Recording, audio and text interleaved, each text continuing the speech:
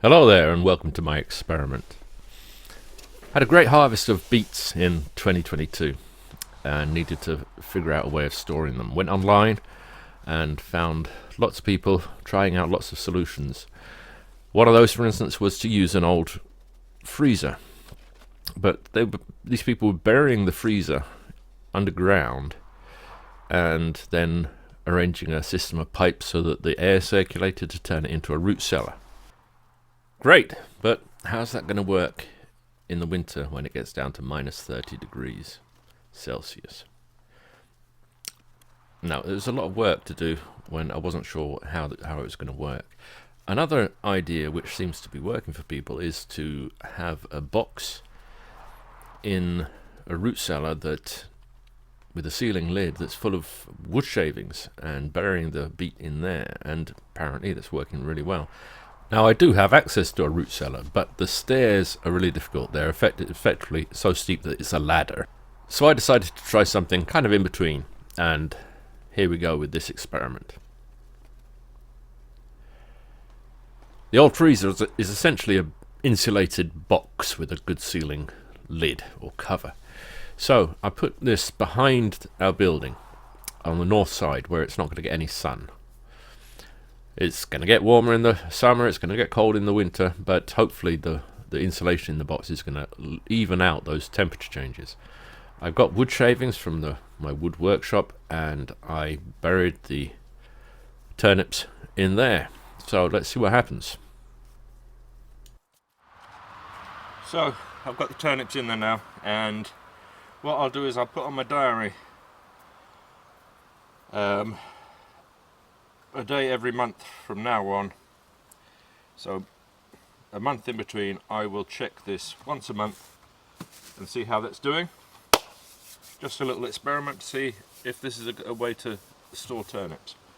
We'll see how many months it goes while we've still got usable turnips.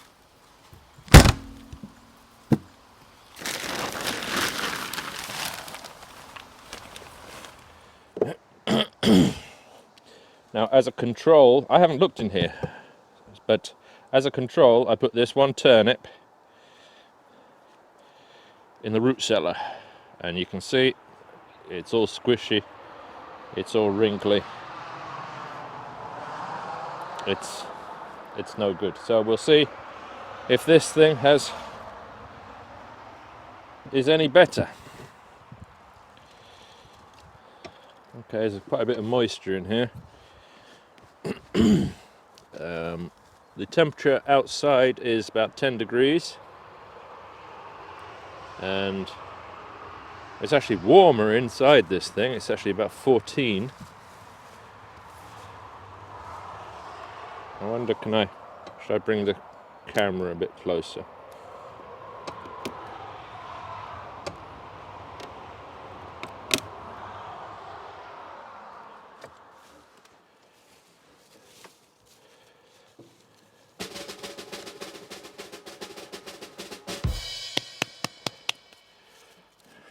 Well, I'm surprised. That turnip is absolutely perfect. See if I'll dig another one out.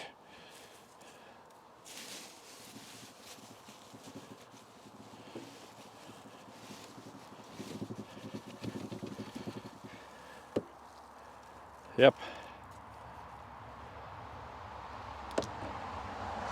That's great. A little bit of mold on the... Oh yeah, okay, so that's not looking good. But most of that is great. I'm going to cut the top off of that.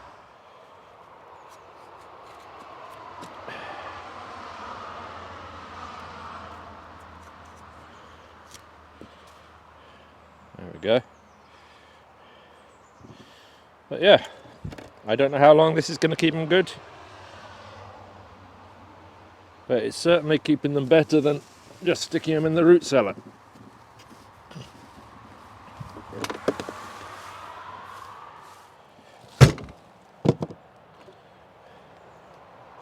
Late December, and the temperature had been down to about minus 17 degrees Celsius for 2 or 3 days. And then it warmed up. At the point that I was filming this, it was the outside temperature -6 degrees Celsius. The temperature inside the box was -2. And what I found really interesting was that the turnip had frozen completely solid. It was a block of ice.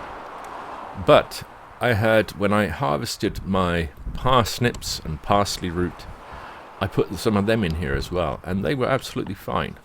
They were still soft, still just like the day I put them in there. I don't pretend to understand the physics in this. So, what I did with this frozen turnip was I took it into the house and left it for 24 hours to thaw out. I was expecting it to just turn to mush, but it didn't. It was still perfectly usable. Normal texture, it cut just like turnip normally cuts, and we ate it. Tasted great. I think if I remember rightly, we grated it and steamed it, and it was really nice with some butter and salt and pepper. So it's the 7th of January.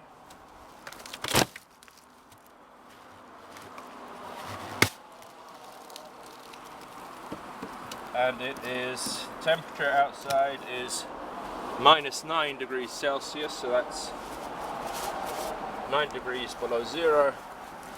Temperature in here is +3. Okay, let's have a look, see what I can find. I want to get a couple of parsnips. That's a parsley root, but I'll take one of those. That's another parsley root, but that'll do. And these are absolutely perfect. So I think in a milder climate this would work for a long time. The turnips, I'll grab one. As I've already said, they froze, but when defrosted they're okay. There's another one. So I'm going to have to keep an eye on the temperature now. Okay, it is above zero in here. That one is still frozen. I've starting to use them. But certainly, like I said, in a less extreme climate, this would be, I think, a really good in-between solution. Now, I mentioned that I've got access to the one root cellar, and I'm actually, for this next year, because the wood chips is obviously working, I'm going to try and get a box down there.